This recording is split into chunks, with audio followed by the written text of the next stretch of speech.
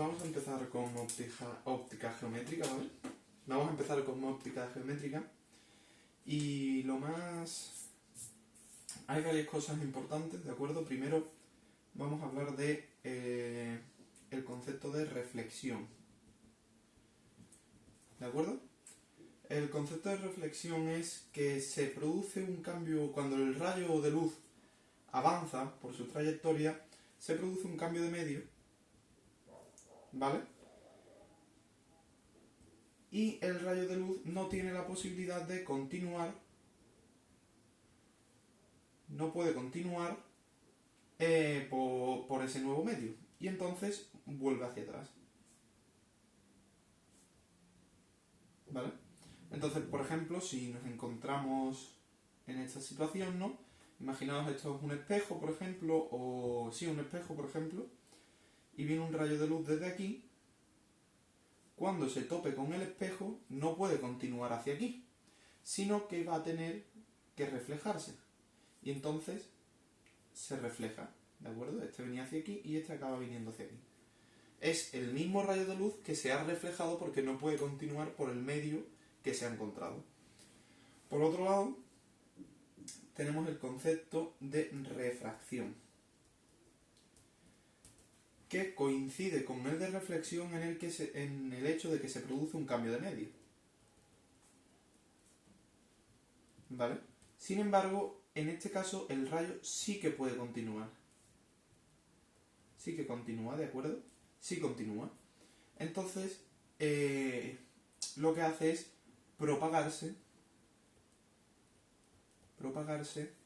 por el nuevo medio, ¿de acuerdo?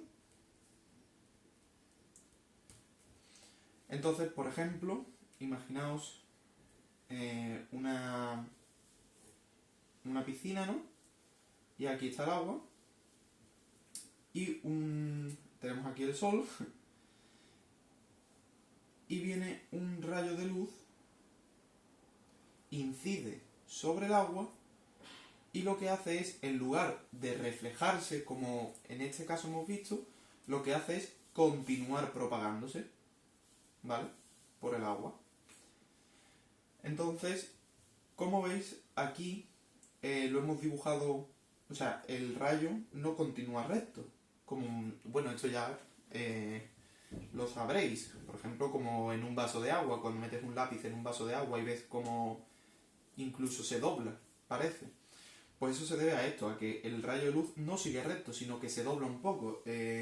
Continúa con otro ángulo cuando se refracta. Luego veremos por qué. Entonces, para la reflexión hay dos conceptos también muy importantes dentro de ella, y es, por un lado, que el rayo incidente, que sería este, el rayo reflectado, el rayo reflejado y la normal, que el rayo reflejado sería este, se encuentran en el mismo plano,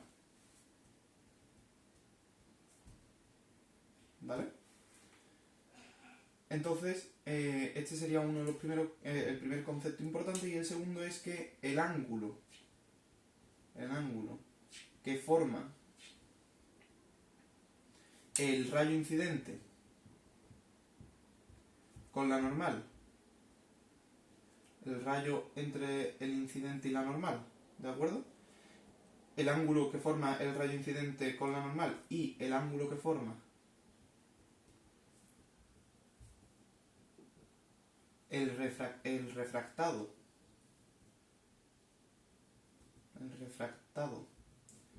con la normal son iguales. Bueno, ¿y qué quieren decir realmente estos dos conceptos? Pues básicamente sería lo siguiente, y es que si volvemos a tener un espejo, ¿qué sería el rayo incidente? Pues el rayo incidente vendría por aquí, ¿no? ¿Qué sería la normal? Pues sería en este punto en el que el rayo incide, la normal, es decir, la perpendicular a esto, al espejo o al sitio donde se va a reflejar, ¿de acuerdo? Al cambio de medio. Entonces, este sería la normal. Y el rayo reflejado pues vendría hacia aquí. ¿Qué ocurre? Pues que por un lado el ángulo del rayo incidente, que sería alfa i, y el ángulo del rayo refractado, que sería, o sea, reflejado, que sería alfa r, van a ser iguales. Alfa r va a ser igual a alfa i. Y por otro lado, pero y muy importante, el hecho de que es con la normal, ¿de acuerdo? No con el espejo, sino con la normal. Y por otro lado, el hecho de que la normal, el rayo reflejado y el rayo incidente se encuentran en el mismo plano. Es decir, si esto estuviera justo como vemos sobre el folio, los tres están en el folio, en el mismo plano. Si por ejemplo fuera el suelo un rayo, imaginaos un rayo en el suelo, pues se produciría del mismo modo. Si el rayo incidente viene por el suelo y se encuentra un espejo en el suelo, la normal estaría también en el suelo y el reflejado estaría también en el suelo.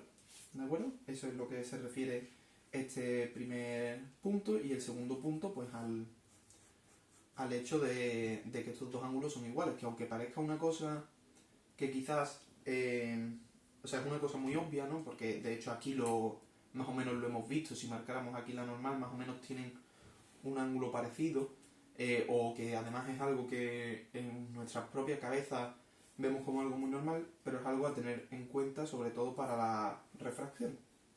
Entonces vamos a realizar nuestro primer trazado de rayos.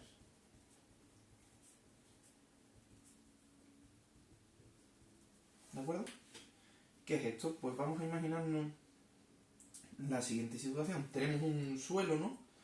Que sería el eje óptico, pero bueno, lo podemos llamar suelo para entendernos mejor, pero sería el eje óptico. Aquí tenemos el espejo, que sería, vamos a ponerlo un poquito mejor, que sería el sistema óptico. Y vamos a imaginarnos un objeto, ¿vale? Un objeto que lo vamos a colocar aquí, por ejemplo, y que el objeto que vamos a usar es una flecha. Entonces, de la punta de la flecha, ¿vale?, vamos a lanzar un rayo paralelo al eje óptico, ¿vale?, que va a continuar hasta aquí, y aquí, una vez llegase aquí, se reflejaría, ¿no?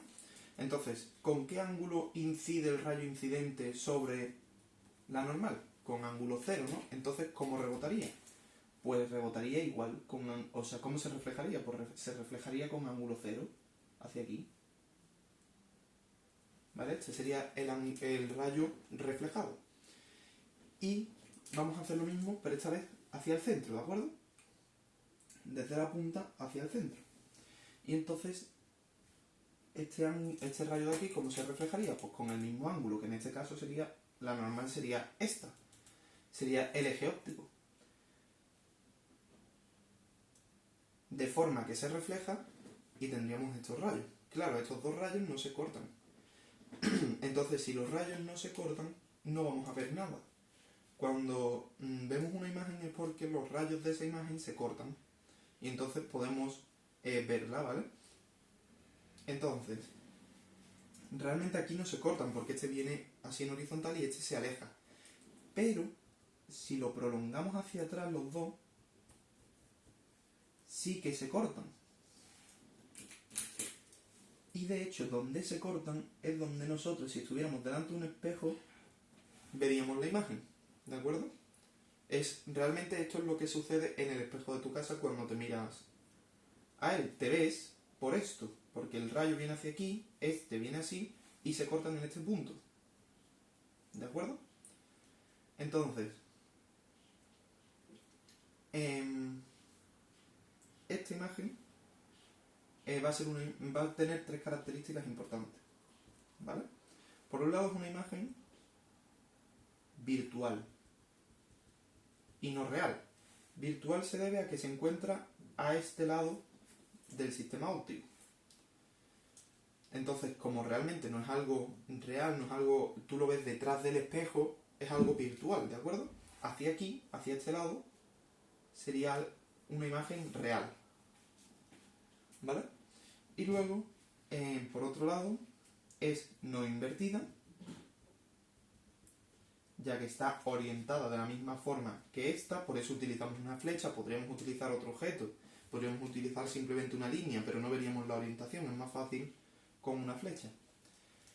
Y, por otro lado, es del mismo tamaño.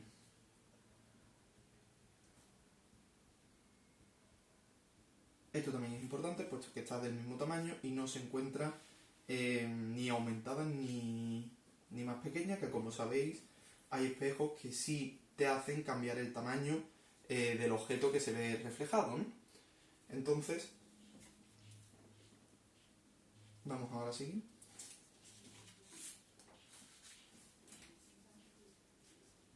Y vamos a ir con la refracción.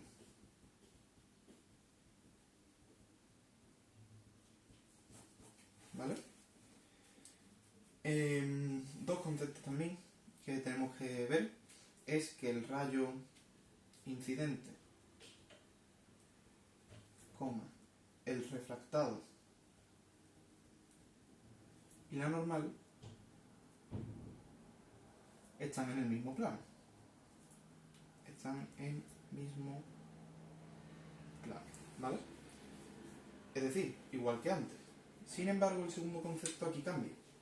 Y es que el ángulo alfa I, que sería el ángulo de incidente, con la normal, y el ángulo alfa R con la normal, que sería el refractado, dependen de la velocidad de propagación en el medio. ¿Vale? De la siguiente forma. El seno de alfa I partido de VI, es decir, el seno del alfa incidente partido de la velocidad del rayo incidente será igual al seno de alfa R partido de VR. Y entonces, así es como, según la velocidad, las velocidades serán distintos alfas. Por eso vimos antes en el ejemplo de la piscina que no se refractaba con un ángulo exacto ni seguía siendo recto, sino que se modificaba. Entonces vamos a introducir un concepto nuevo que es la n. La n es el índice de refracción, que es la relación que existe entre la velocidad de la luz en el vacío y la velocidad de la luz en ese medio. ¿De acuerdo? De forma que NI va a ser igual a C, la velocidad de la luz en el vacío, ¿no? Sabéis que C es la velocidad de la luz en el vacío, partido de la velocidad en el medio, ¿vale? Y entonces, si a esta fórmula de aquí multiplicamos en los dos lados por C, nos va a salir la siguiente fórmula. NI, porque claro, quedaría C partido de VI y C partido de VR. Entonces quedaría NI por el seno de alfa I igual a NR por el seno de alfa R. Y esta fórmula es la conocida como ley de Snell. ¿De acuerdo? Por lo general, esta fórmula va a ser muy útil en los ejercicios, de hecho se va a usar bastante más que esta. Y por un lado, o nos van a dar los índices de refracción o nos van a dar la velocidad en el medio para que calculemos el índice o viceversa, nos dan los índices, los ángulos para que calculemos cuál es la velocidad en el medio. Ya sabéis que esto va así, ¿no? De jugar un poco con todo. Entonces de momento vamos a dejarlo aquí en la ley de Snell, ¿de acuerdo? Y ahora... Y nos veremos en la siguiente explicación, ¿vale? Pues nada, espero que haya sido útil.